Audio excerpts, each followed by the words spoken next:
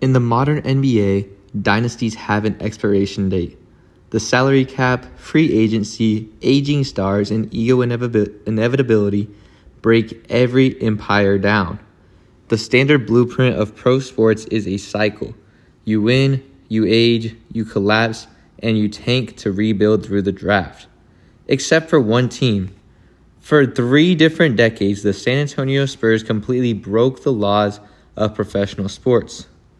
From 1997 to 2019, under head coach Greg Popovich and front office architect R.C. Buford, San Antonio won 5 NBA championships across 3 different decades. They had 22 consecutive seasons of making the NBA playoffs, which is tied for the longest in NBA history, winning 69.4% of their games over those 22 years. They won 5 championships in 1999, 2003, 2005, 2007, and 2014. They conquered the Twin Towers era, the ISO and pistol defense, and the beautiful game era. And this entire dynasty required 0 rebuilds. They won in 1999 with physical post-up grinding. They won in 2003 and 2005 with brutal top-rated defense. They won in 2007 with rapid pick-and-roll pace. And they won in 2014 with arguably the greatest ball movement offense in the history of basketball. How did a small market franchise stay at the top for 22 straight years without ever tanking, lottery rebuilding, or even landing high free agents? How did Greg Popovich completely rewrite his tactical philosophy 4 separate times to match the evolution of the league? In this video, I'm going to be taking an exhaustive deep dive into the blueprint, the tactics, the culture, and the basketball genius of the Greg Popovich Spurs dynasty. Make sure to like the video, subscribe with notifications turned on because these videos take hours upon hours to produce. But other than that, let's get straight into the video. To build a dynasty that lasts 2 decades, you need 2 fundamental pillars: an unshakable superstar foundation and an uncompromising organizational culture. When David Robinson suffered a season-ending injury in 1996, Greg Popovich was the team's GM at the time. He took over as the head coach, which resulted in a 20-62 season. That single year yielded the number 1 overall pick in the 1997 NBA draft, where the Spurs drafted Tim Duncan. Tim Duncan was kind of good at basketball. He was the cheat code that made the entire Spurs culture possible. He had 0 ego. He had incredibly high accountability. He allowed Greg Popovich to coach him hard in film sessions in front of 12th man bench players. He was a two-way mastery. He was a perennial all-defensive center who didn't demand 30 shot attempts to impact the game, and he was a positional sacrifice. He moved from power forward to center as he aged without complaining about role changes. Because Tim Duncan allowed himself to be coached hard by Greg Popovich, nobody else on the roster could complain. If a 2-time MVP and future Hall of Famer sat quietly while G-Pop critiqued his defensive footwork and film study, a role player couldn't throw a tantrum over minutes. Popovich established the famous team motto from Jacob Riis, pounding the rock. It wasn't about instant results, it was about hitting the rock 100 times until it finally split on the 101st hit. That cultural humility allowed the front office to make bold, unconventional roster decisions. Because the Spurs were consistently winning 50 to 60 games every year, they almost never held a lottery pick. To sustain the roster without rebuilding, San Antonio had to innovate. Led by Popovich and R.C. Buford, San Antonio became the pioneer of international scouting. While the rest of the NBA was hesitant to draft overseas players, the Spurs were scouting international tournaments. If you look at how they assembled their iconic Big Three in Tim Duncan, Manu Ginobili, and Tony Parker, they drafted Tim Duncan with the number 1 overall pick in 1997. With the 57th overall pick in 1999, they grabbed Manu Ginobili out of Argentina and Italy. And with the 28th overall pick in 2001, they picked up Tony Parker out of Paris in France. With Manu Ginobili, Ginobili was a wild, unpredictable left-hand shooting guard who played in Italy. He brought in a chaotic creativity that just drove Popovich crazy at first, but it ultimately unlocked San Antonio's late-game offense. He popularized the Euro step in the NBA and willingly accepted a sixth-man role for the good of the team.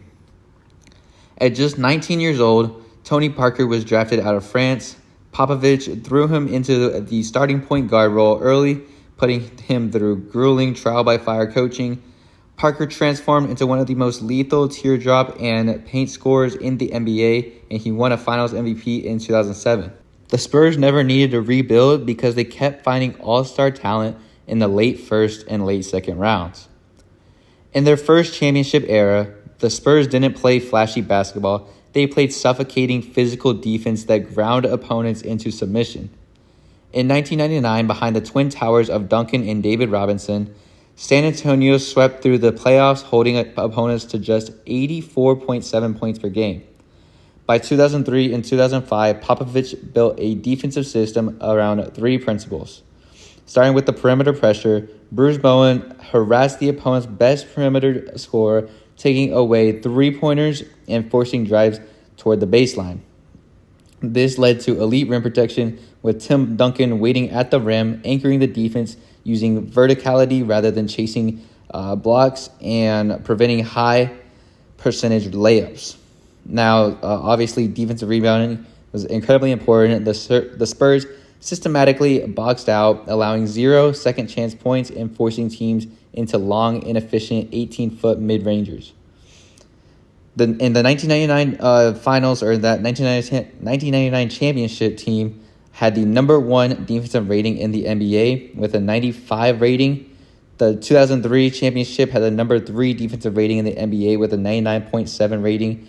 And the 2005 championship team had the number 1 defensive rating in the NBA with a 98.8 defensive rating.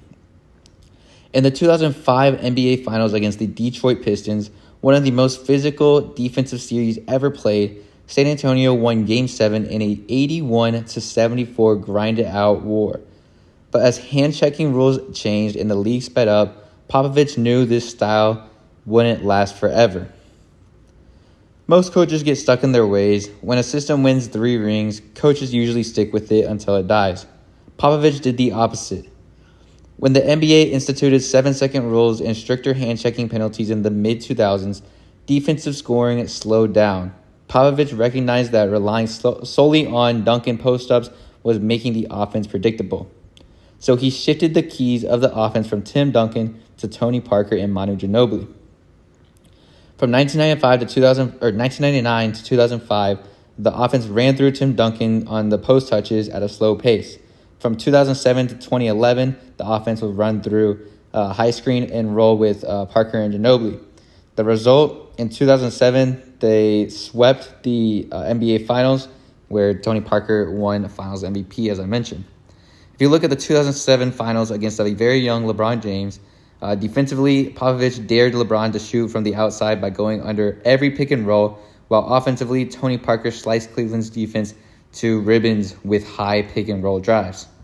San Antonio swept the series 4-0, but after painful playoff exits in 2009 and 2011 to faster, younger teams like Memphis and Dallas, critics declared the Spurs dynasty officially dead.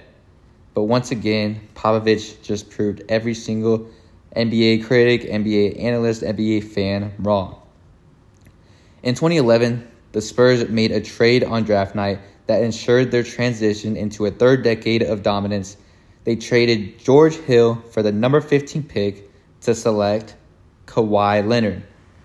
With an aging Big Three, Greg Popovich unveiled the final supreme evolution of his coaching career, the beautiful game. The philosophy was simple. No single player holds the ball for more than 0.5 seconds. You either shoot, pass, or drive.